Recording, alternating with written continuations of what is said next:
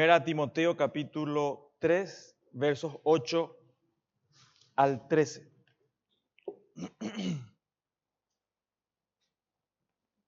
Antes de leer la palabra de Dios, vamos a encomendarnos al Señor que nos dirija en esta mañana. Señor, una vez más, rogamos, Señor, tu bendición en este tiempo, que tu presencia, Señor, esté en medio nuestro. Sabemos que estás, Señor, porque tú eres un Dios cercano. Y ahora vamos a abrir tu palabra. Te ruego, Señor, que nos des entendimiento. Nosotros somos insuficientes nosotros mismos. Nosotros necesitamos tu guía, Señor. Y deseamos escucharte. Deseamos ser, Señor, edificados y por medio de tu palabra. Ayúdanos, Señor. Ayúdanos, por favor, para entenderla. Ayúdanos a poder atender también tu palabra y disponer nuestro corazón para ser cambiados por ti, para tu gloria. En el nombre de Jesús. Amén. Primera Timoteo capítulo 3, verso 8 al 13 dice la palabra de Dios: los diáconos asimismo deben ser honestos, sin doblez, no dados a mucho vino, no codiciosos de ganancias deshonestas, que guarden el misterio de la fe con limpia conciencia. Y estos también sean sometidos a prueba primero, y entonces ejerzan el diaconado si son irreprensibles. Las mujeres, asimismo, sean honestas, no calumniadoras, sino sobrias, fieles en todo. Los diáconos sean maridos de una sola mujer y que gobiernen bien sus hijos y sus casas, porque los que ejerzan bien el diaconado ganan para sí un grado honroso y mucha confianza en la fe que es en Cristo Jesús. Hasta ahí la lectura, hermanos. El segundo tema importante que Pablo aborda con respecto al orden en la iglesia. Estamos viendo la sección del orden en la iglesia y en este caso es la selección de sus líderes. ¿Cómo se eligen los líderes de la iglesia? Alguien alguna vez dijo acerca de los presidentes de algún país: a nosotros no nos importa su vida privada con tal que él gobierne bien. En el mundo se manejan esos códigos, pero en la iglesia del Señor eso no aplica. No aplicó en el pasado, ni ahora, ni en el futuro, sino que a lo que a Dios le interesa. La capacidad Dios lo da. Dios da la capacidad. Dios no busca nuestra capacidad para ponerlo en el liderazgo. No, lo que Él forma y lo que Él quiere de sus líderes es carácter, que sean piadosos, que modelen una vida que le representa a Él. Y Pablo, gracias a Dios, Dios nos dio primero a Timoteo para saber cómo es que la iglesia, cómo es que todos nosotros debemos elegir a los líderes. Cómo es que Dios, qué es lo que Dios quiere del liderazgo de la iglesia. Y esto es fundamental, hermanos. Primera Timoteo 3:15 dice lo siguiente: para que si tardo, sepas cómo debes conducirte en la casa de Dios, que es la iglesia del Dios viviente, columna y baluarte de la verdad. Y queridos hermanos, hay una relación directa entre la elección de liderazgo de una iglesia con el orden que la iglesia va a tener y la forma en que va a sostener la verdad de Dios en el tiempo. Si la iglesia descuida lo que Dios exige para el liderazgo, y aclaro, nadie, ningún pastor, por más renombrado que sea, puede trastocar, puede disminuir, también aumentar el estándar que Dios exige. Dios estableció parámetros para que los líderes de la iglesia puedan, sus líderes, sus siervos puedan obrar y representarle desde el púlpito o en la iglesia como oficiales.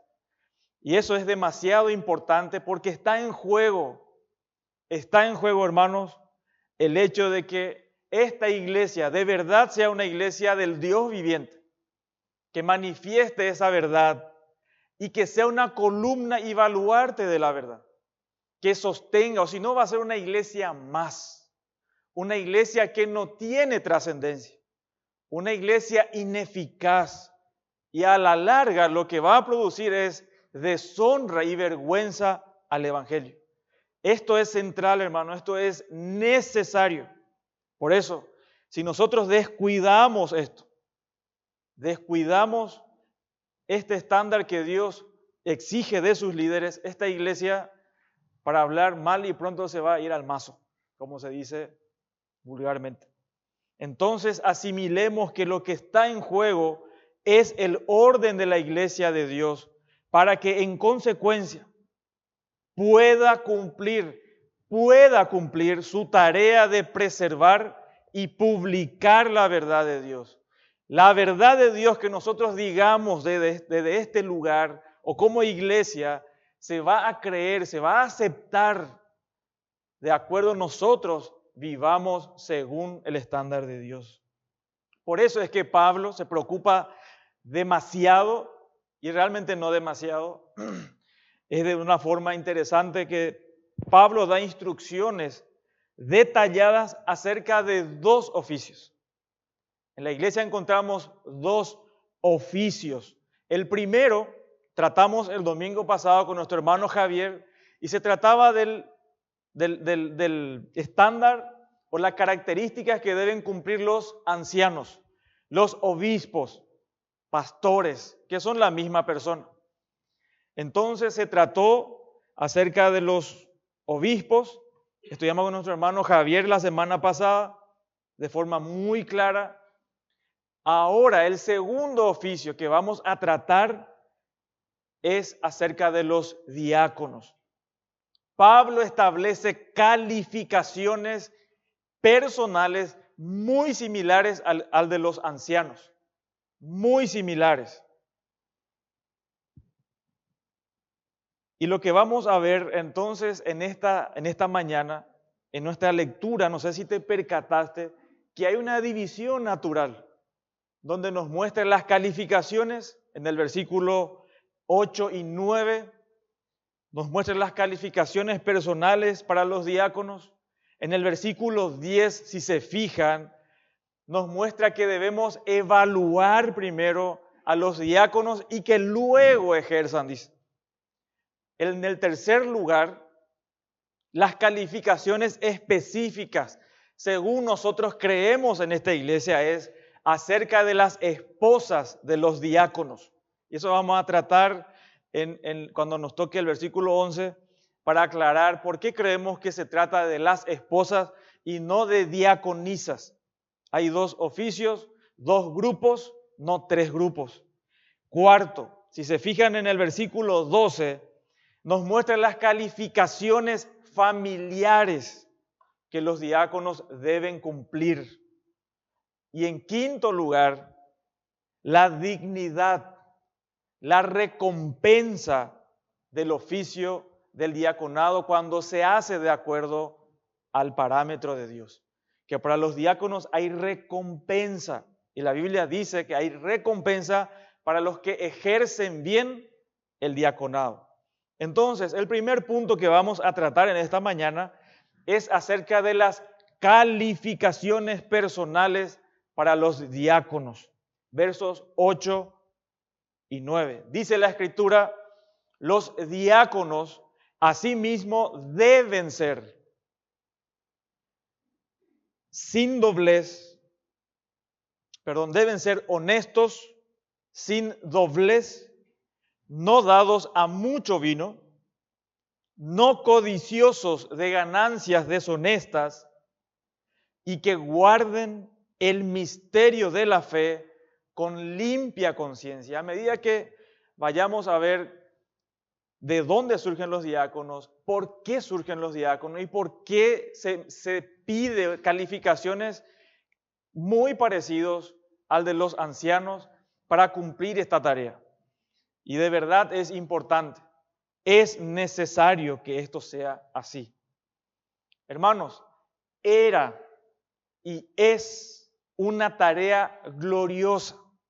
Yo entiendo que hay iglesias que el concepto de diaconado es el que limpia el jardín, el que corta el pasto, el que guarda la iglesia, o algunos lo designan como panadero, es decir, los que reparten el pan durante la Santa Cena. Denigran solamente a esos puntos a los diáconos, pero sin embargo vemos en la Escritura la dignidad de ese oficio. Para Dios es muy importante este oficio. ¿Saben por qué es importante, hermanos? Dios guarda a su iglesia, Dios dirige a su iglesia. ¿Cómo lo hace? Por medio de la Escritura y por medio de los ancianos que supervisan y aplican la Escritura a su pueblo. Esa es la manera que vos y yo podemos ver, sentir y palpar el cuidado y la guía de Dios. Ahora, a Dios le interesa nuestra vida privada, también le interesa nuestro bienestar físico. Y Dios, la forma en que te hace ver, te hace sentir y ver su presencia, en cómo Él te provee los medios necesarios, medios económicos o de lo que sea. Cómo vos sentís esa mano de Dios es por medio de los diáconos. Es por medio del ministerio fiel de los diáconos. Y un ejemplo de esto, cuando nosotros estamos en necesidades, cada uno de nosotros podemos encontrar, puede ser que nos encontremos en situaciones difíciles, por ejemplo, económicamente. Y a veces no tenemos un futuro, no tenemos para el día siguiente inclusive. Sin embargo, algún hermano aparece de la nada, aparentemente, y nos provee de esa necesidad. Lo primero surge en el corazón del creyente, ¿qué es, hermano? Que Dios le está proveyendo. No se pone a adorarle a fulano. Sí aprecia que el hermano le haya traído algo. Pero lo primero que dice, Dios es fiel. ¿Sí o no? Eso pasa con nosotros. Porque Dios sí es fiel. Y Dios sí se involucra con nosotros. Y Dios sí nos hace ver esa fidelidad, nos hace sentir y probar esa fidelidad todos los días. Y dentro de la iglesia local lo hace por medio de los diáconos. Por eso es una tarea que a Dios le agrada, le importa muchísimo. Y por eso es necesario que nosotros prestemos mucha atención a lo que la Escritura dice acerca de los diáconos para que nosotros podamos funcionar y que sea de bendición para la iglesia. Amén. Entonces, dice un comentarista que esta tarea del diaconado está basada en la cariñosa preocupación de Cristo por su iglesia. Tan cercana a su corazón está esta tierna solicitud que Cristo considera lo hecho al menor de sus hermanos como si le hubiese sido hecho a Él mismo. ¿Cuándo te vimos sin necesidad? ¿Cuándo te vimos con sed? ¿Cuándo te vimos con hambre? ¿Y Cristo qué dijo? A cualquiera de estos mis hermanos lo hiciste, a mí me hiciste. O sea, Cristo se lleva muy a pecho esto. ¿Se entiende, hermano? Nuestro Señor nos guarda, nuestro Señor nos cuida y lo hace por medio de este oficio tan glorioso del diaconado. Ahora, ¿de dónde surge el diaconado? Los diáconos.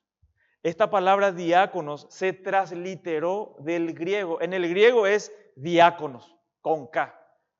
Y se trae al español solamente cambiándole esa K por la C, ¿verdad? Diáconos. Entonces, la palabra diáconos se usaba normalmente en el contexto de la escritura del Nuevo Testamento para describir cualquier acto de servicio. Ese es el diácono. Es servicio, servir. Es realizar la tarea de servicio en general. Por ejemplo, se aplica también de Cristo en Mateo 20:28. Del gobierno civil en Romanos 13:4. De los apóstoles en Hechos capítulo 6, que vamos a ver enseguida, y de todo seguidor de Cristo. Observen lo que dice el Evangelio de Juan, si podés abrir por favor, en Juan capítulo 12, verso 26.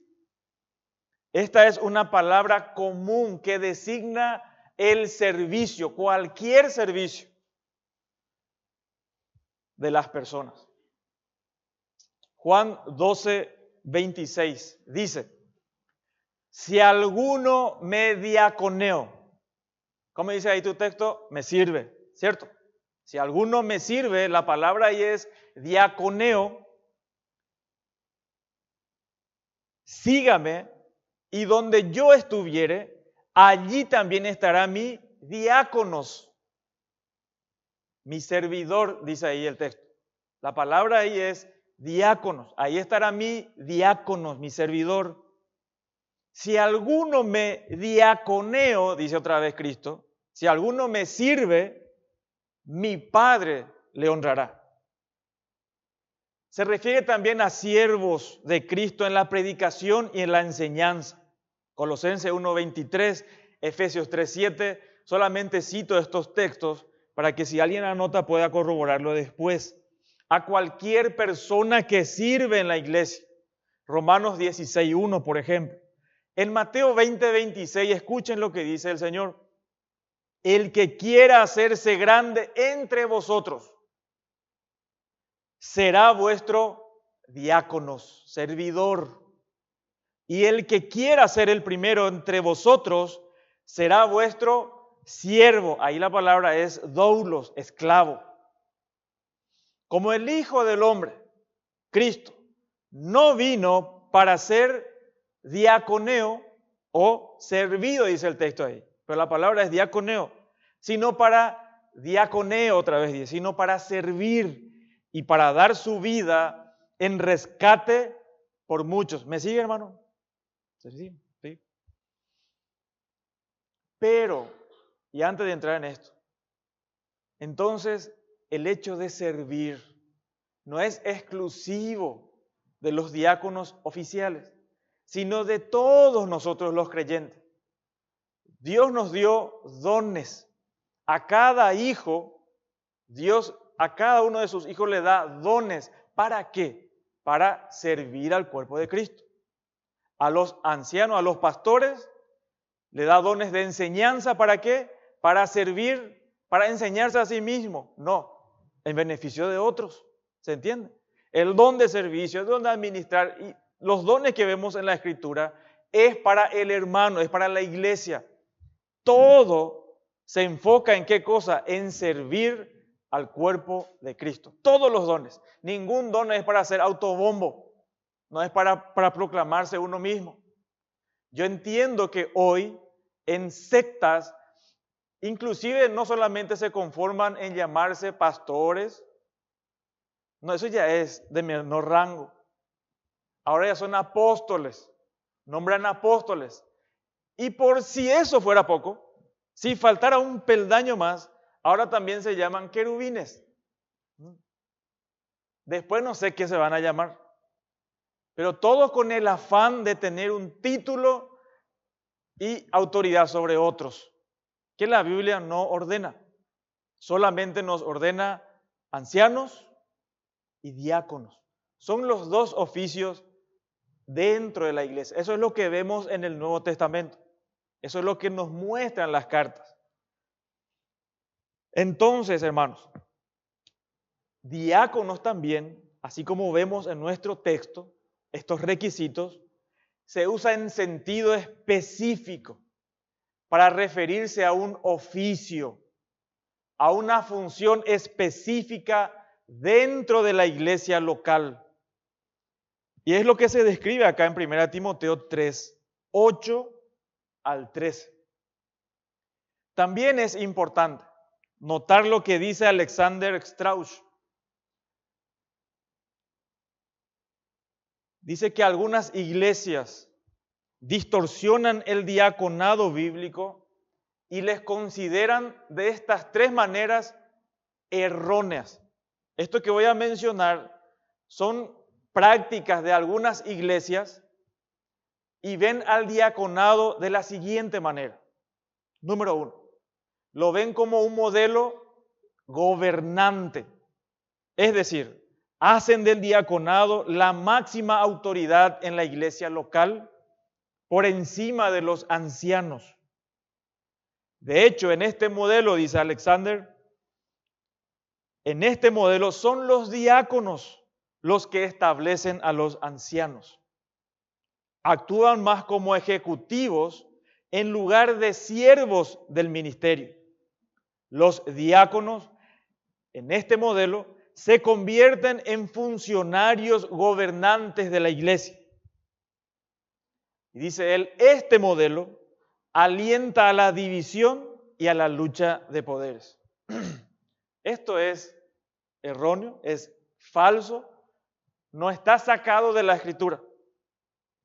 Lo que muchos hacen, lamentablemente, es, empiezan a pensar, ¿y cómo podemos, qué lugar le podemos dar a los diáconos?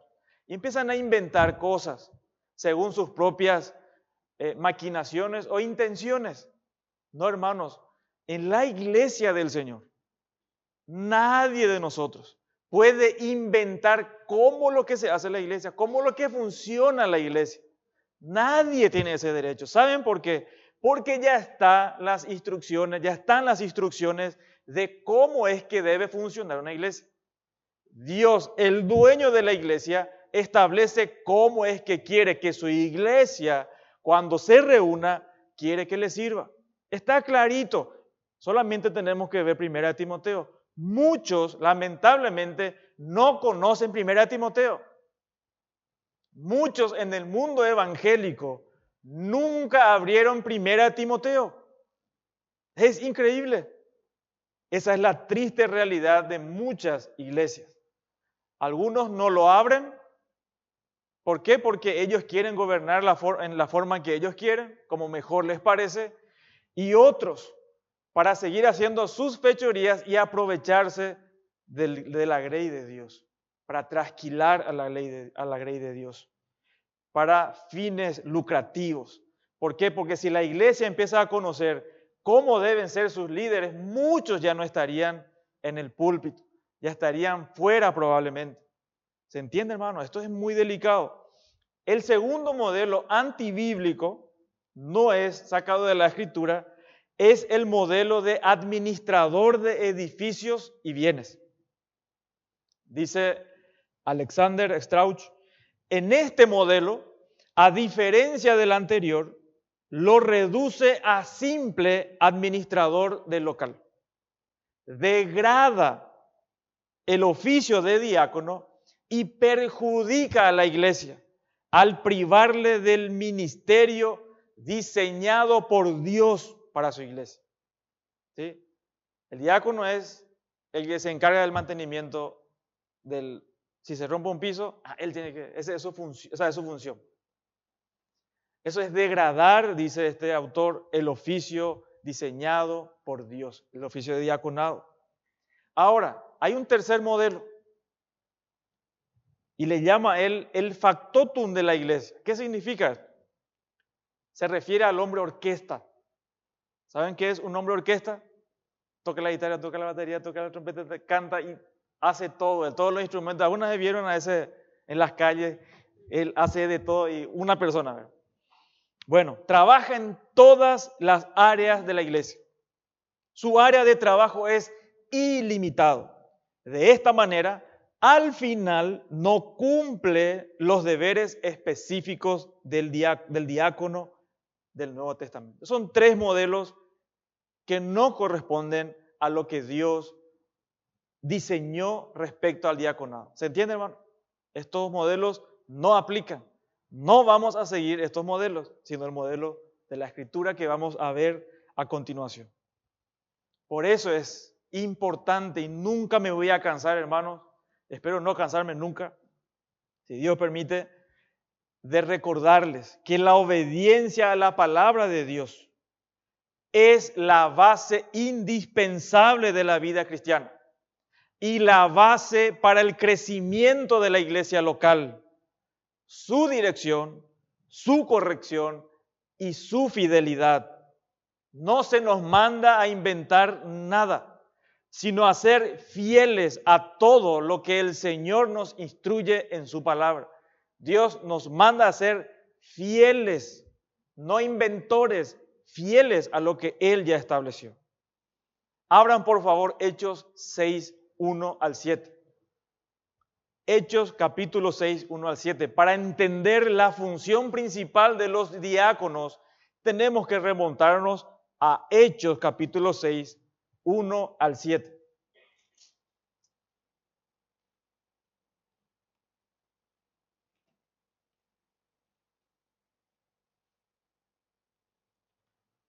Hechos 6, 1 al 7. Y una consideración antes de leer. Si bien algunos dicen el oficio de diácono, los apóstoles nombraron diáconos en Hechos 6. Y la realidad es que no. Acá no hay diáconos. Los apóstoles no nombraron diáconos en Hechos 6. Pero sí podemos ver la base. De dónde surge el diaconado lo encontramos en Hechos capítulo 6. Dice Hechos capítulo 6, en aquellos días, como creciera el número de los discípulos, hubo murmuración de los griegos contra los hebreos de que las viudas de aquellos eran desatendidas en la distribución diaria. ¿Qué dice el texto, hermano? Que habían viudas de dos grupos específicos, ¿verdad? Griegos, hebreos, y dice que un grupo de ellas estaban desatendidas. ¿En qué? En la alimentación. Eran muchos creyentes en ese tiempo. Y en la alimentación, se tenía que repartir el alimento. Y aparentemente a algún grupo no le alcanzaba, no llegaba a tiempo por lo menos. O ni siquiera llegaban a lo mejor. No sabemos. Versículo 2. Entonces los 12, ¿quiénes son los 12? Los apóstoles. Convocaron a la multitud de los discípulos y dijeron, no es justo que nosotros, los apóstoles en este caso, dejemos la palabra de Dios para servir a qué cosa. ¿Servir a qué cosa? A las mesas. Buscad, dicen los apóstoles. Los apóstoles dicen, busquen pues hermanos de entre vosotros. Hermanos de entre vosotros, a 7 varones de buen testimonio. No dice, bueno, busquen a cualquiera ahí que ustedes quieran y que haga el trabajo. No. Atiendan el punto porque eso se va a replicar después. Por eso vemos estas características en 1 Timoteo. Dice, varones de buen testimonio, llenos del Espíritu Santo y de sabiduría. 3 características fundamentales. Debían buscar de entre los hermanos 7 varones con estas características, a quienes encarguemos de este trabajo.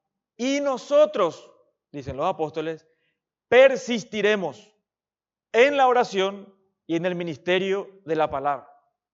Agradó la propuesta a toda la multitud y eligieron a Esteban, varón lleno de fe y del Espíritu Santo, a Felipe, a Prócoro, a Nicanor, a Timón, a Pármenas y a Nicolás, prosélito de Antioquía, a los cuales presentaron ante los apóstoles. Fíjense que no era por mayoría de votos, ya está, no. La multitud eligieron a estos 7 según estas referencias que le dieron los apóstoles ¿Qué hicieron con estos 7? ¿Le nombraron directamente? No. Le trajeron a los apóstoles, a los cuales presentaron ante los apóstoles, quienes orando les impusieron las manos. Es decir, fueron designados por los apóstoles. Y atiendan el beneficio, versículo 7, de haber hecho esto. Acá la iglesia literalmente se iba a despedazar si no hacían esto los apóstoles, si no intervenían los apóstoles. En el inicio mismo de la iglesia se iba a reventar todo. Y era una división tremenda. Acá hay problemas en el pueblo de Dios, hay problemas, pero también vemos cómo se solucionan los problemas. Hay requisitos, hay muchísimas cosas que aprender de Hechos 6, pero nosotros nos enfocaremos acerca de los diáconos. Fíjense el 7. Y crecía la palabra del Señor, y el número de los discípulos se multiplicaba grandemente en Jerusalén.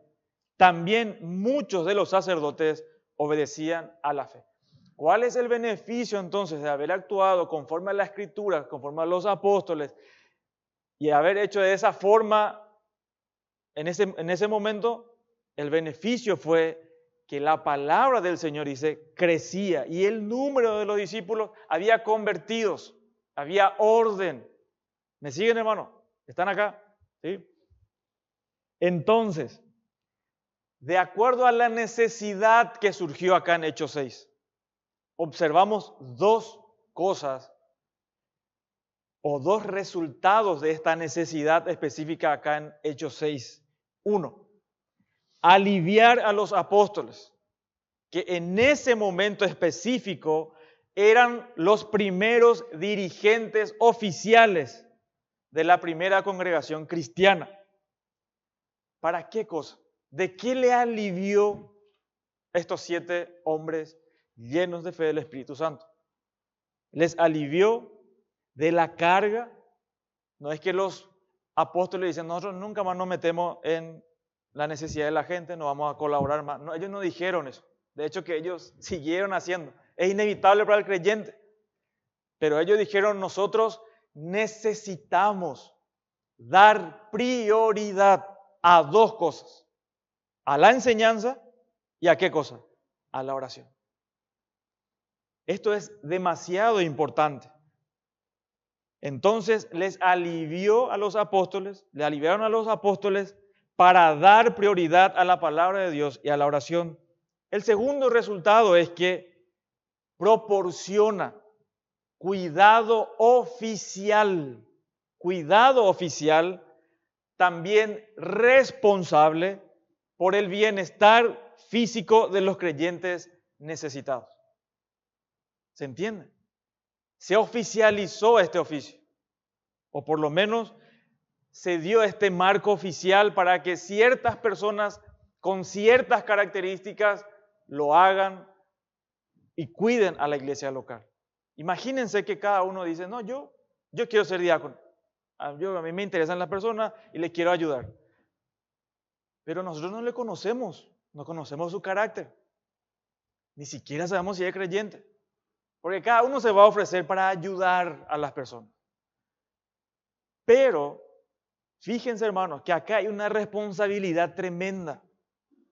Si se tiene que repartir a los necesitados, en esa época probablemente eran bienes, era comida probablemente, o dinero para comprar comida, pero siempre hay una transacción que hay que hacer. Y se tiene que poder confiar en las personas para que pueda llevar a cabo con fidelidad, sin, como dice después en uno de los requisitos, que no sean amadores del dinero, que sean personas intachables, porque van a tener el recurso económico en sus manos, el recurso de la iglesia para administrarlo. Y vemos cuán terrible es cuando hay personas que no están calificadas y sucumben a la tentación cuando ven dinero y el testimonio de la iglesia se ve manchado. También no llega a las necesidades de los hermanos. Hermanos, es inconcebible. no es normal que en una iglesia local, y más todavía en esta parte del globo, que entre nosotros haya personas necesitadas. En un extremo, tal vez necesitamos, por lo menos la necesidad que estoy diciendo, no es que tengas un televisor de 87 pulgadas, de 4K, Full HD, no es esa tu necesidad. Del alimento diario, ¿sí? De que tengas un techo. No es normal que en una iglesia así falten esas cosas. ¿Se entiende? Y también cuando trasladamos las ayudas, no siempre es ayudar a alguien, darle dinero. Esa ayuda no corresponde siempre. Lo primero que a veces yo necesito plata. No, vos lo que necesitas es, en primer lugar, siendo creyente, y Dios prometiendo a sus hijos proveer el alimento, el sustento, el abrigo, y te faltan estas cosas, puede ser que haya una necesidad real. Algo pasó. Te chocó un vehículo y te quedaste sin trabajo y se entiende. Pero estando con salud, estando en una forma normal, natural, que podés trabajar, tenés fuerza, Dios no te va a hacer faltar. Y si te falta, probablemente no es porque tenés que ganar más dinero. No, tenés que guardar tu corazón.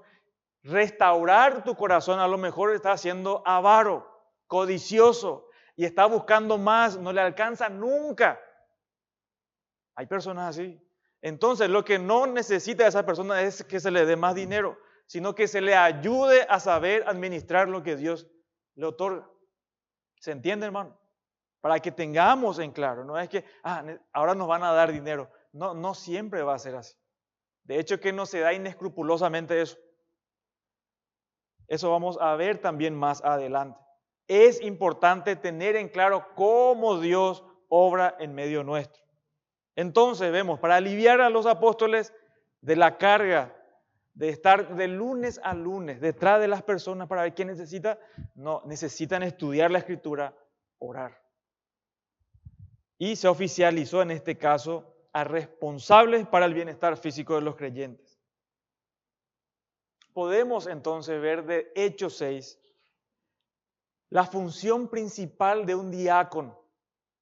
¿Qué es lo que el diácono en esta iglesia local debe tener como prioridad? Es el cuidado práctico y el servicio a otros. Este es un ministerio complementario. ¿Sí? Los diáconos, Dios no le da autoridad para gobernar sobre la iglesia. Dios da esa autoridad a los pastores, no a los diáconos. Los diáconos sirven, ayudan, son complementarios. Los diáconos ayudan a satisfacer las muchas necesidades cotidianas de los creyentes necesitados. Y ya les adelanto y les muestro que en muchos casos, cuando surgieron necesidades, lo primero que hacemos con los diáconos es decir, vamos a proceder bíblicamente. Y viene alguien con su necesidad y lo primero que le decimos es, a ver, vamos a ver cómo te administras con tus bienes. Porque probablemente por ahí necesita restaurarse primero. Porque lo que más nos caracteriza a nosotros, lamentablemente también en esta parte del mundo, es la falta de administración. No sabemos administrar nuestros bienes. Vivimos a lo loco. Mañana parece que ya termina el mundo, entonces vamos a disfrutar todo lo que tenemos, gastar todo lo que hay. Algunos luego se sienten inmortales, nunca se van a enfermar y no prevén ciertas situaciones.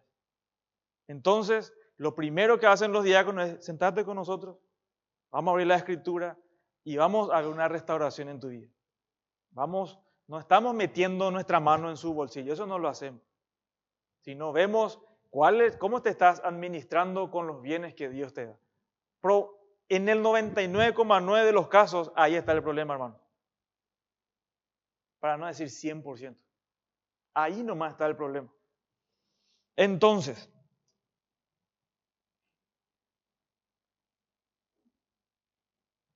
este sagrado oficio lo deben llevar a cabo hermanos fieles que se dan a sí mismos para ocuparse de las necesidades del cuerpo de Cristo.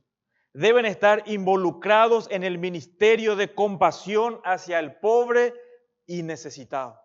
Este aspecto a Dios le interesa demasiado. Dios provee y guarda a su iglesia.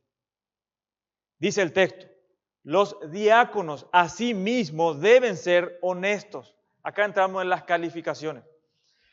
Honestos, sin doblez. El texto inicia, los diáconos, ya sabemos qué son los diáconos, servidores, y dice el texto, asimismo. Y esto relaciona directamente a lo que venía diciendo anteriormente. ¿Se acuerdan de los requerimientos de los ancianos? Los ancianos deben ser. Y acá en el verso 8 inicia, asimismo también los diáconos deben ser. En este caso entonces hay una conexión y ahí aplica a ellos estas instrucciones. Lo primero que señala en la cualidad es que sean honestos. Esta palabra se refiere a ser serios. Los diáconos deben ser creyentes serios, venerables. Esto es lo que significa esa palabra, serios. Cuando habla de honestos, pareciera ser que el tema dinero, pero en realidad es carácter.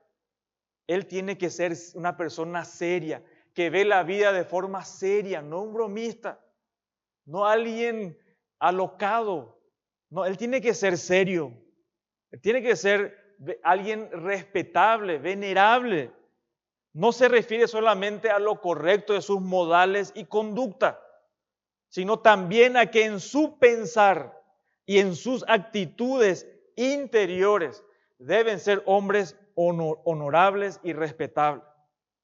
Él no tiene que dar una apariencia nomás, él tiene que ser alguien serio, maduro, está diciendo esto.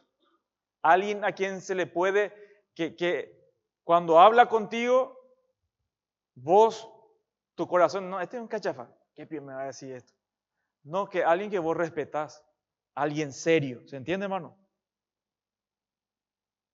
Y esto es indispensable para desempeñar este ministerio de forma piadosa. ¿Saben por qué? Porque van a trabajar con bienes materiales que no son propios, sino de la iglesia y de los necesitados. Tienen que ser serios, personas maduras, serias. Después dice, el segundo requisito es que sean sin doblez. Literalmente dice que no tenga dos lenguas. Yo no me imagino una persona con dos lenguas, ¿verdad? Una cosa de loco, un monstruito.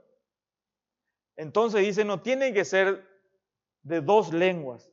No dice una cosa a una persona y algo diferente a otra persona. No habla en doble sentido. Jamás utilizará la información que tiene para fomentar chismes o la murmuración en la iglesia. No dice una cosa y sabe otra cosa. Tiene la información, pero usa la información como a él se le antoja. ¿Se entiende, hermano? ¿Se acuerdan de Ananías y Zafira? Cuando vienen a dar sus bienes, a presentar lo que ganaron de sus bienes, de la venta del terreno, lo que sea, y los apóstoles le dijeron, ¿y qué traen ustedes? Sí, esto es todo. Y era mentira, ellos se guardaron algo, ¿cierto? Y Pedro le dice, ¿por qué mienten al Espíritu Santo? Y ya saben el fin de estas personas. Cayeron muertos. El esposo primero, después la esposa.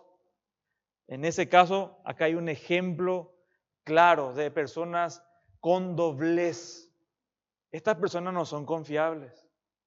Imagínense que esta clase de personas esté como oficiales en una iglesia y haya necesidades reales. No, esto es terrible, esto es muy serio. Después dice, no dados a mucho vino. No puede ser dado al mucho vino. Y esta es una característica, si ustedes notaron, compartida también con los ancianos. Los líderes en una congregación, sus servidores fieles, deben ser referentes en lo que significa tener una vida sobria. Hermanos, la palabra de Dios no condena tomar vino. Condena la borrachera. Y si uno es un oficial de la iglesia, ¿sí? Y si bien la Biblia no condena eso, sí nos da una advertencia. Si para tu hermano que es débil es ocasión de caer, no tomes. Pablo dice, yo entonces no voy a comer carne jamás. Sí le va a afectar a mi hermano. Entonces, tienen que escuchar esto los que en algún momento van a ser diáconos, porque estamos haciendo reuniones con ellos, estamos estudiando la palabra de Dios para que sepan su oficio. Tienen que saber que están obligados a mostrar este carácter en sus casas. ¿Se entiende, hermano? Y que si hay alguien que está con ustedes, pariente, amigo, quien sea, y que vos mismo estés ahí con una cerveza, con un vino, lo que sea, tenés que saber que le está haciendo de tropiezo.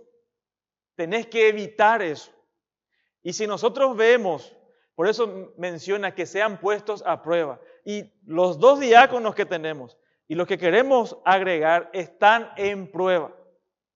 Si no cumplen esto, lamentablemente, no es tampoco tragedia.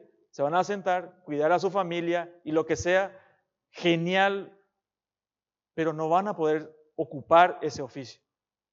Como les dije, son oficios de una sola oportunidad. No hay 2 oportunidades en esto, porque es la iglesia de Dios. ¿Se entiende, hermano? Y que esto haya temor en los que ya son diáconos y los que van a ser y los que aspiran en algún momento. Esto es así, hermano, y esto no podemos negociar.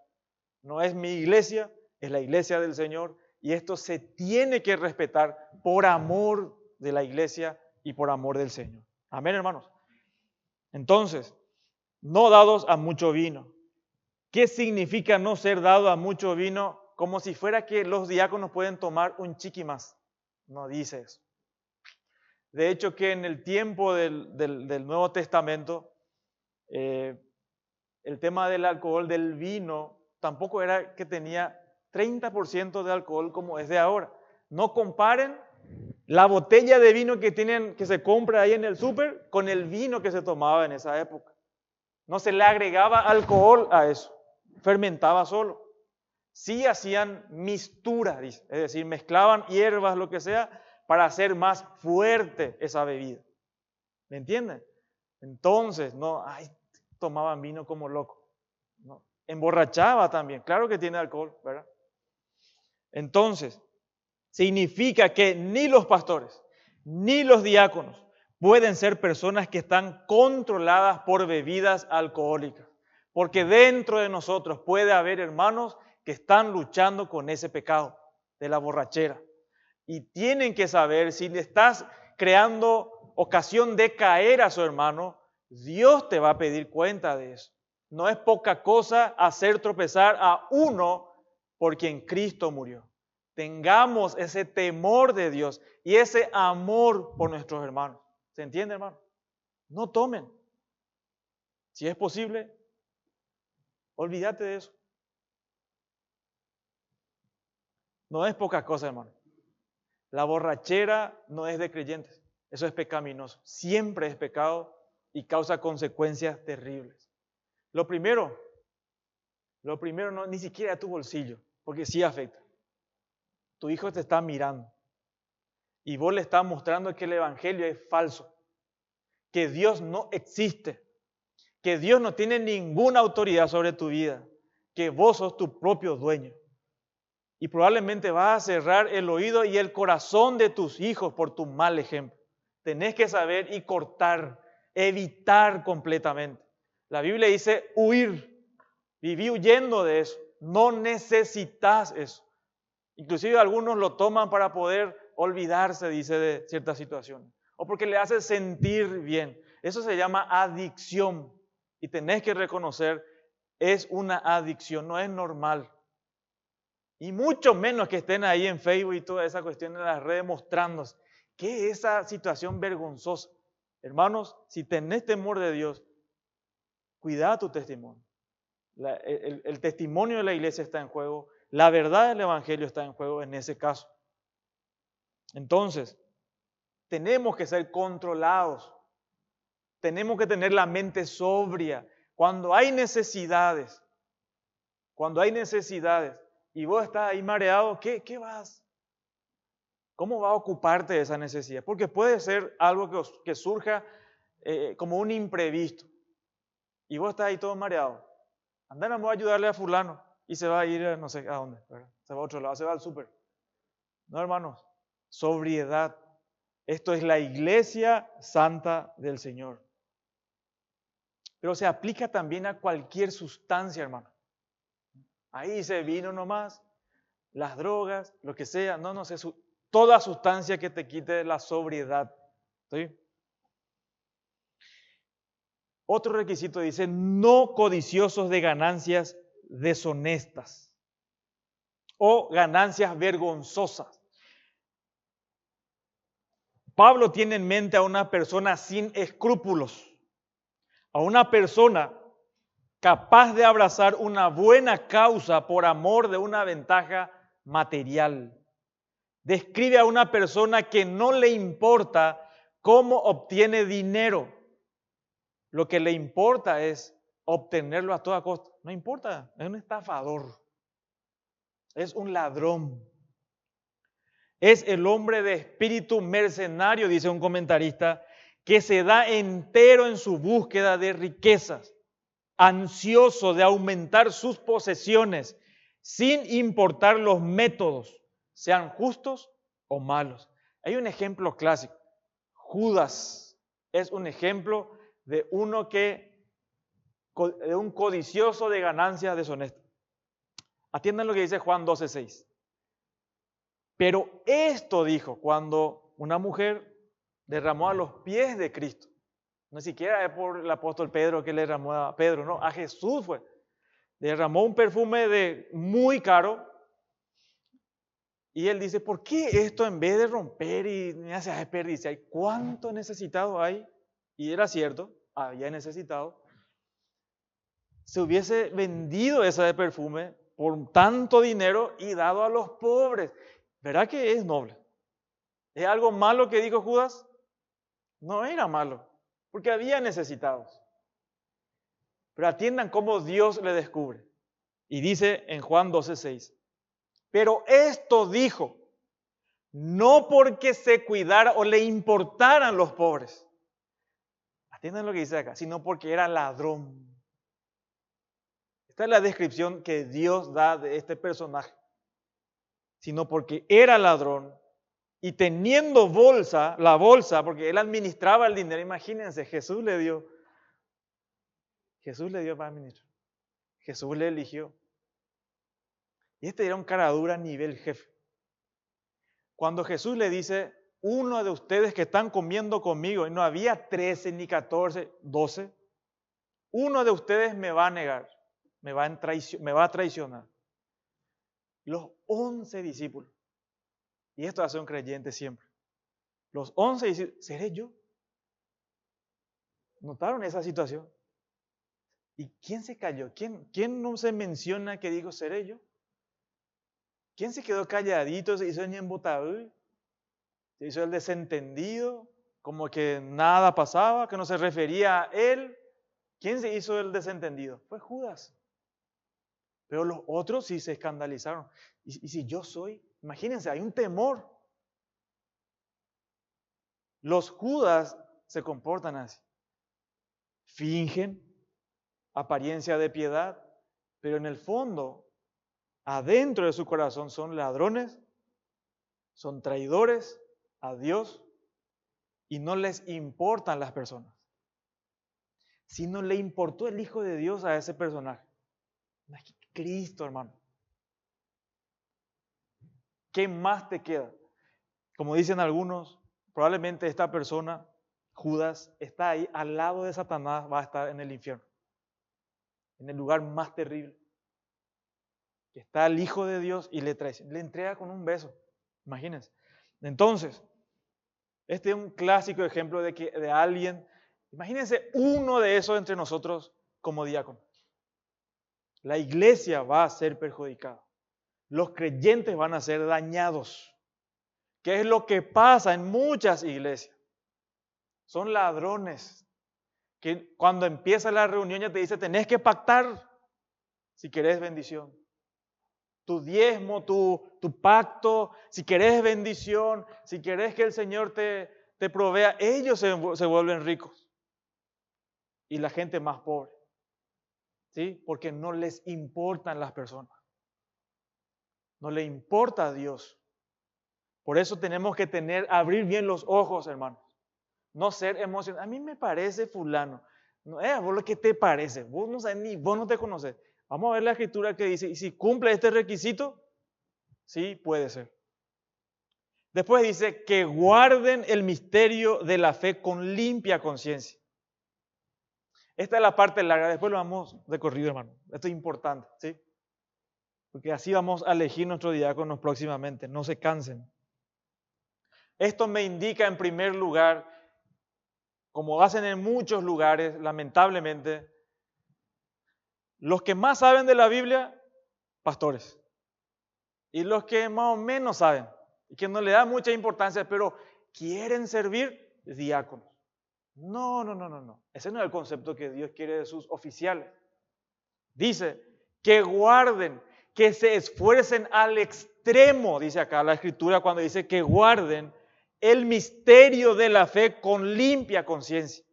Un diácono debe ser conocedor de la Escritura, debe conocer la Biblia de forma profunda, debe estudiar la palabra de Dios, porque o si no, lo que va a hacer es servir según sus propios pensamientos. No, yo debo conocer a Dios. Esta iglesia debe conocer a Dios para poder saber correctamente cómo agradar a Dios. Si no inventamos métodos, inventamos situaciones que pensamos, a Dios le puede que le agrade esto. Vamos a poner ujieres, vamos a poner esto, lo otro. Para un ratito, tenés que conocer la Biblia. Esto es un requisito fundamental. Dice que se esfuercen en mantener el misterio de la fe con limpia conciencia. No solamente deben conocer, deben ser coherentes con lo que conocen. Porque no hay persona más peligrosa que conoce conceptos bíblicos, pero no lo vive. Esa es una persona que va a vivir en hipocresía constantemente y no le va a importar sacrificar a Dios por sus propios placeres o sus propios pensamientos. Para Pablo el misterio no era algo secreto ni tampoco un misterio indescifrable. Se está refiriendo a la verdad esencial del Evangelio. ¿Sí? Al cuerpo de doctrina, cuando dice Pablo, palabra fiel y digna de ser recibida por todos, que Cristo, Bueno, el diácono debe saber esto. El diácono debe conocer bien de forma profunda. ¿Por qué? Dice acá, para que pueda guardar en el tiempo. Y también para que él mismo se guarde. Los falsos maestros dicen una cosa desde el púlpito, pero abajo viven como quieren. Hacen su voluntad. No modelan lo que enseñan. Eso es un falso. Eso es peligroso. Entonces, los diáconos no son ignorantes de la Escritura, deben conocer la Escritura, deben aplicarse a conocer la Escritura de forma profunda. Especialmente el carácter, que tiene que conocer el carácter salvador de la muerte de Cristo. Y esto sí estaba escondido antes, pero fue revelado, el Evangelio fue revelado y nosotros somos resultado del Evangelio, ¿cierto? No se nombran a diáconos solo por el hecho de ser serviciales. Dios exige que sus diáconos le conozcan de forma profunda y le obedezcan sin hipocresías. Un diácono que conoce la Biblia, pero no la obedece, es un peligro total para los hermanos. Si Pablo le dice después a Timoteo, guárdate, cuídate de ti mismo, dice. Nosotros somos peligrosos, hermano. Ese pecado remanente que cuando nos descuidamos sale y hacen cosas increíbles, vergonzosas. No, hermanos, uno tiene que estar avisado con esto. No podemos tomar a la ligera. Segundo punto, a la evaluación para ejercer el oficio. Dice, estos también, así como los pastores, sean sometidos a prueba primero y entonces ejerzan el diaconado. Cuando dice sometidos a prueba primero, apunta a un proceso de control de calidad. Llama la atención a la importancia del oficio y de quienes lo van a ocupar, porque solamente si pasan la prueba podrán cumplir su ministerio con limpia conciencia.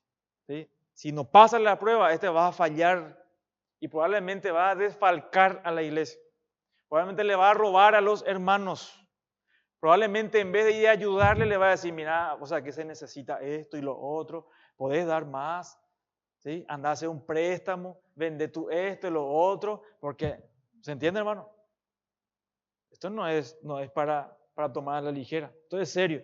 La prueba debe ser de tiempo, ahí no dice el texto, pero entendemos que debe ser de tiempo, de moralidad, de capacitación en el conocimiento de sus responsabilidades, así como del conocimiento de las doctrinas que deben creer y defender. Debemos probar a los candidatos. Por eso yo les cuento cómo hacemos nosotros. En realidad nunca habíamos estudiado acerca de los deberes de los diáconos. Todo era por tradición, vamos a decir. Hasta que Dios nos muestra, no, así hay que hacer. Y lo que estamos haciendo es con los diáconos que ya fueron nombrados y los que estamos queriendo proponer es empezar a estudiar desde la Escritura cuáles son sus responsabilidades, para que sepa qué es lo que tiene que hacer para agradar a Dios. Y también dijimos que por lo menos cada año se va a controlar. No es que ya es diácono y ya nunca más, no importa qué es lo que haga, no. Si no cumple los requisitos, está descalificado y tiene que salir de ese oficio. ¿Te entiende, hermano? Para eso dijimos, vamos a anualmente hacer un chequeo, pero no le vamos a preguntar a los diáconos, le vamos a preguntar a las esposas si cumple lo que va a decir más adelante. Si no, las esposas deben ser honestas y deben decir, no, él no es esto.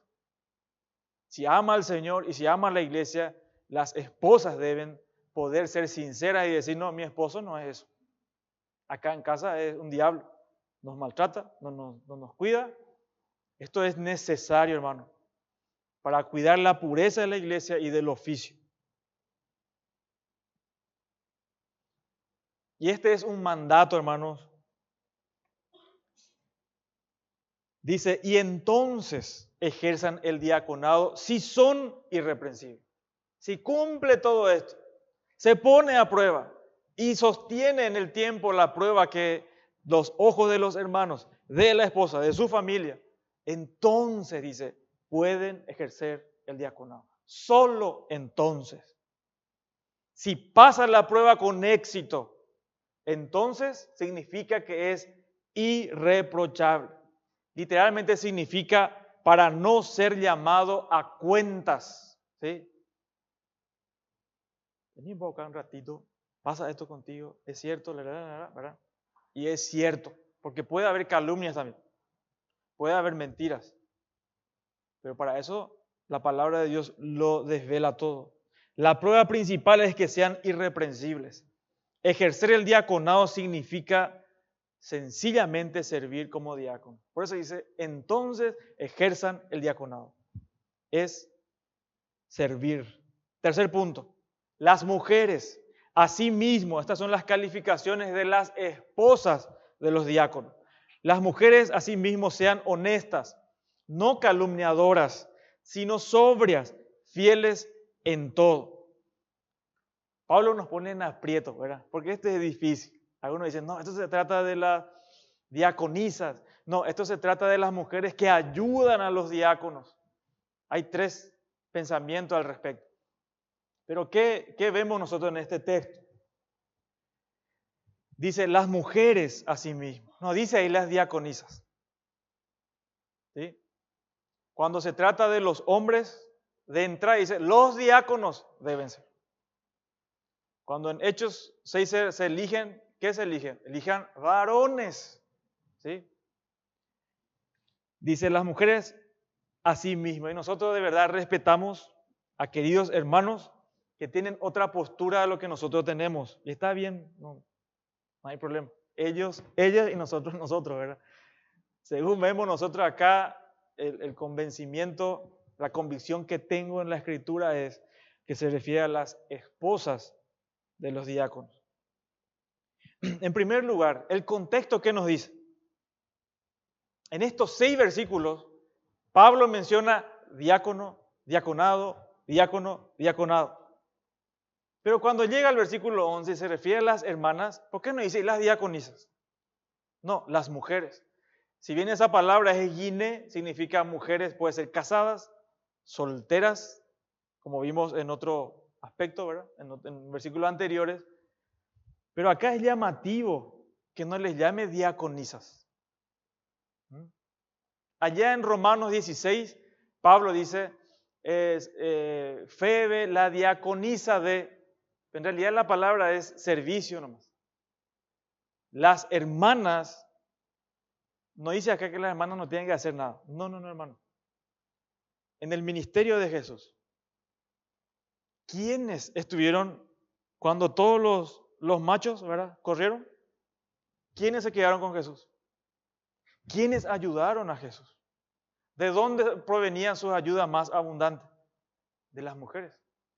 Las iglesias, cuando empezaron las iglesias a reproducirse, ¿quiénes estuvieron involucradas para ayudar a los apóstoles? Pablo le tiene en alta estima a las hermanas que están ayudando en la obra de Dios. Tienen su papel fundamental en la ayuda a los hermanos. O sea que la mujer no es haragana en la iglesia. No, hermano, hay muchas cosas que hacer. Ahora, ¿por qué Pablo manda a los diáconos ser de una sola mujer, dice? Esposas, que sean maridos de una sola mujer. ¿Por qué no le dice a las mujeres, si son diaconisas, que sean esposas de un solo marido? ¿Por qué no le dice eso? O sea, que ellas pueden tener varios maridos. Por eso, hermanos, y cuando se muestran los grupos en la iglesia, en Filipenses, por ejemplo, dice a los ancianos y diáconos. No dice ancianos, diáconos, diaconisas. Solamente en la iglesia hay 3 grupos, vemos en el Nuevo Testamento. Pastores, diáconos y miembros. No vemos otros grupos. ¿Se entiende, hermano? Si alguien tiene duda al respecto, acérquese después, por favor. Si tiene argumentos, genial, no hay problema. Porque puede ser confuso en tu mente. Es importante aclararlo. No se menciona acá ni en otra carta un grupo de diaconisas. Por eso creemos en esta iglesia que se refieren a las esposas de los diáconos, que ellas también deben reunir esos requisitos. Esto no es solo para los hombres, los diáconos tienen estos requisitos y la esposa que sea una diabla. No, hermano, porque le acompañan a su esposo. Dice que estas mujeres, las esposas, algunos dicen, también menciona o incluye a las esposas de los ancianos. ¿Y por qué no, hermano? Podría ser también. Pero en este caso estamos tratando acerca de los diáconos. Entonces, no deben ser mujeres alborotadoras. Eso es lo que está diciendo. Tienen que ser honestas, no calumniadoras. La palabra calumniadora, ¿escuchá qué significa? No lo digo yo, dice la Escritura. Cuando dice calumniadoras, la palabra griega que se utiliza ahí es diabolos. Que no sea una diabla, dice ahí. Diabolos significa falso acusador. Esa es la palabra para calumniadoras. La referencia es a personas que tienen inclinación a encontrar defectos en el comportamiento y en las actitudes de otros. ¿Y qué hacen con eso? Esparcir acusaciones y críticas en la iglesia. Más adelante vuelve a enfatizar esto. porque nuestras hermanas pueden caer en ese pecado fácilmente. ¿Sí? No digo que los hermanos no, pero las hermanas deben cuidar este aspecto. Imagínense que la esposa de uno de los diáconos sabe la situación, tiene informaciones que otros no van a tener y empieza a hacer murmuraciones acá. Fulana, fulanito, ¿qué va a crear eso, hermano? Primero, los diáconos van a caer en descrédito. Están pecando. ¿Sí? Están dividiendo. Y eso es cosa seria. Por eso dice, asimismo, también las esposas de los diáconos deben ser honestas, sobrias en todo, no calumniadoras. ¿Sí? Cuarto punto, a las calificaciones familiares que exige Dios, porque con esto se ve la capacidad para funcionar en la iglesia. Los diáconos sean maridos de una sola mujer y que gobiernen bien sus hijos y sus casas. Los diáconos deben ser hombres fieles a sus esposas y deben ser caracterizados por una vida piadosa en el área sexual. Debe ser un hombre de moralidad incuestionable, que es enteramente fiel y leal a su única y sola esposa, que siendo casado no entra a la manera de los paganos en una relación inmoral con otra mujer, así como también deben gobernar su casa de una manera amorosa. El pecado sexual, así como también para los ancianos. Y yo hago un llamado a todos los varones especialmente. Porque todos los varones que están en este lugar, que estamos en este lugar, la tentación con que Satanás más tienta y la debilidad más natural del hombre es en el aspecto sexual. Nosotros no podemos descuidar eso. Es tan condenable ese pecado. ¿Por qué? Porque ese pecado tiene una onda expansiva y destructiva más que cualquier otro pecado. Uno puede ser un mentiroso, no es normal, pero se sabe y la gente no se junta con él. Y se ve como algo malo. Pero imagínense si los líderes caen en este pecado. Y no es que caen como que nunca pueden caer. El que piensa estar firme, mire que no caiga, dice la Escritura. Pero si llega a caer, debe ser restaurado. Debe confesar su pecado. Debe arrepentirse. Y el Señor le va a perdonar. Y el Señor le va a restaurar.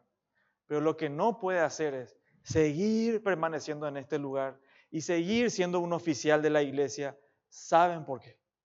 Porque los hermanos se van a enterar. Los hermanos saben. Y Satanás se va a encargar de desacreditar eso. Y otra cosa es que ese pecado alienta a otros.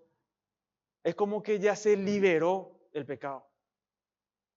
Es como que alienta a otros hermanos que tienen esa tentación a decir ellos y no pasa nada. ¿Qué tanto me va a afectar a mí? Eso es terrible, hermano.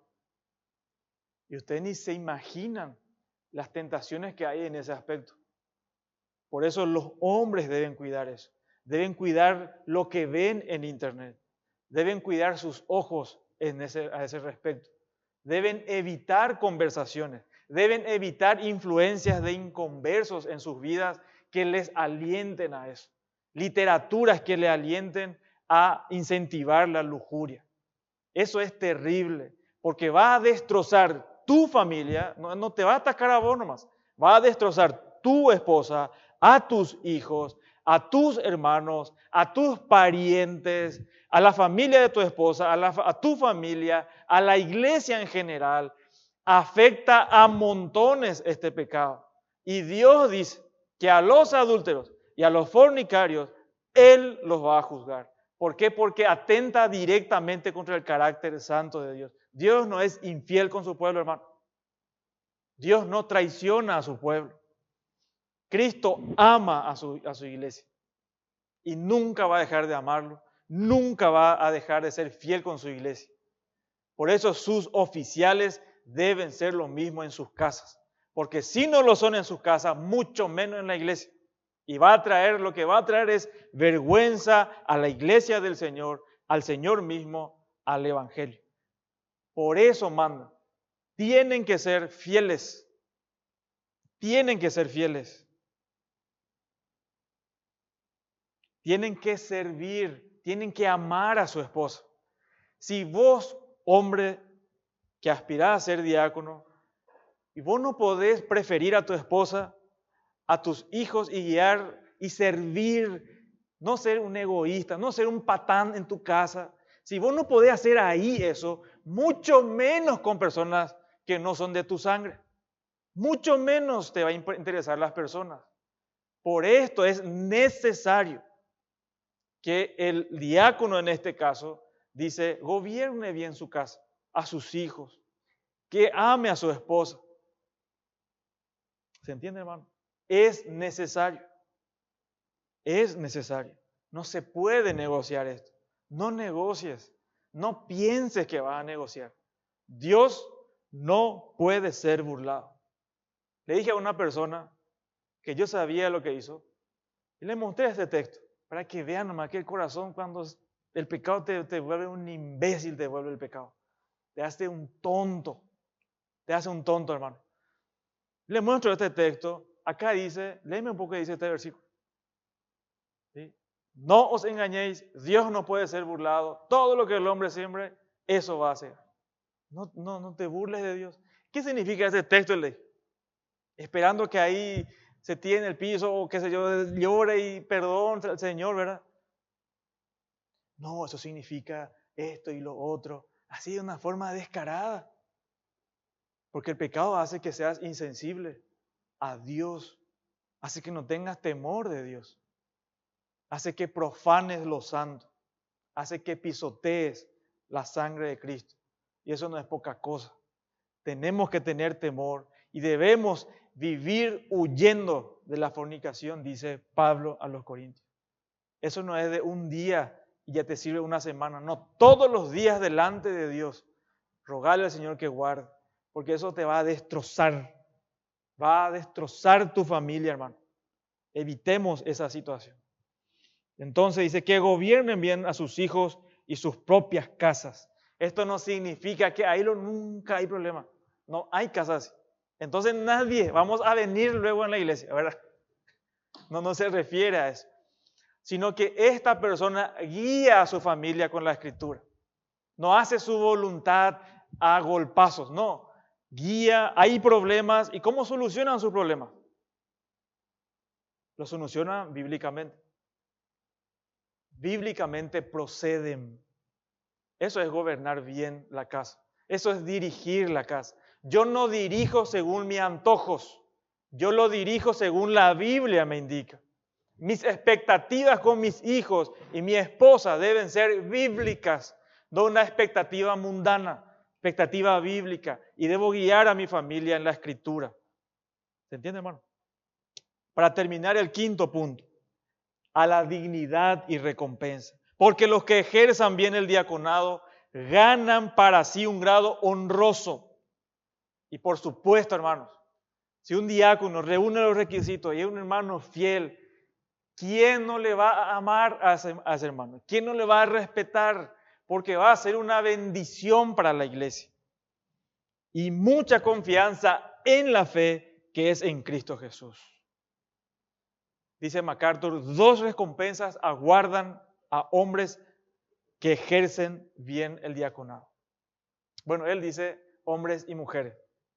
En realidad son hombres. Él tiene una postura de que hay diaconisas y lo respetamos. Nosotros somos acá, ahora hay MacArthur allá, pero en la honestidad de nuestro corazón vemos la escritura, no estamos de acuerdo con eso. Bueno, entonces, en primer lugar, ganan para sí un grado honroso. Grado significa un peldaño.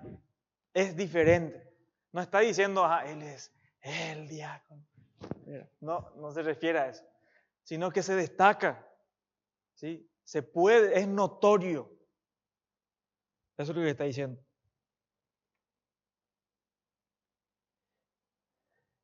están puestos en un pedestal. ¿Es una bendición para la iglesia? Claro que sí, hermano. No es una ambición pecaminosa esto. No, Dios dice, la recompensa no está mal. Dios nos promete recompensas. Pero los que ejercen bien el diaconado, ganan para sí, dice. A los que sirven en humildad, Dios los exaltará. También la iglesia. Los diáconos fieles recibirán respeto y honra de aquellos a quienes sirven. Cuando hacen su servicio, dice el Señor, me ayudó. En el momento justo el Señor estuvo conmigo. El Señor me hizo alcanzar esto. No teníamos nada que comer y el Señor nos dio. Que cuando el hermano vea ahí el plato de comida o las necesidades que tenga, vea que Dios le trajo eso. ¿Por qué? Porque el diácono trabaja en humildad, quiere glorificar a Dios y lo que hace no es para ganarse adeptos, sino para honrar a Dios. No, Dios, hermano.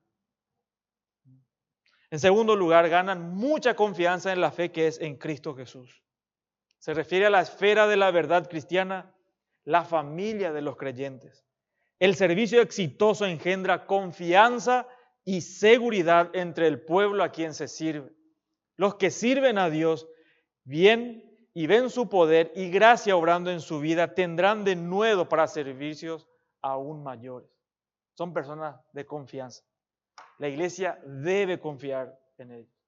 ¿Cómo vamos a confiar, hermanos? Si todos honramos la Escritura y los diáconos a quienes vamos a elegir sean probados y que cumplan estos requisitos. Amén, hermano. Que Dios bendiga a su iglesia y nos guarde. Oramos. Señor, gracias una vez más por tu palabra, por las instrucciones que tú nos das a nosotros como tu iglesia local acá en Limpio. Yo te ruego, Señor, que pongas tu temor en nosotros, que nosotros podamos ver tu santidad, podamos ver tu majestuosidad, Señor. Podemos reverenciarte, tener en alta estima tu palabra, tu nombre, para que tu iglesia de verdad cumpla y sea fiel a la verdad, de que sea columna y baluarte de la verdad en esta ciudad. Señor, ayúdanos, por favor, quebrántanos. Yo te ruego, Señor, que santifiques a tu iglesia, que limpies a tu iglesia, que nos humilles, que nos hagas, Señor, someternos a ti y a tu palabra. Bendícenos, Señor. Guárdanos de las tentaciones. Guarda nuestras familias. Te ruego, Señor, en el nombre de Jesús. Amén.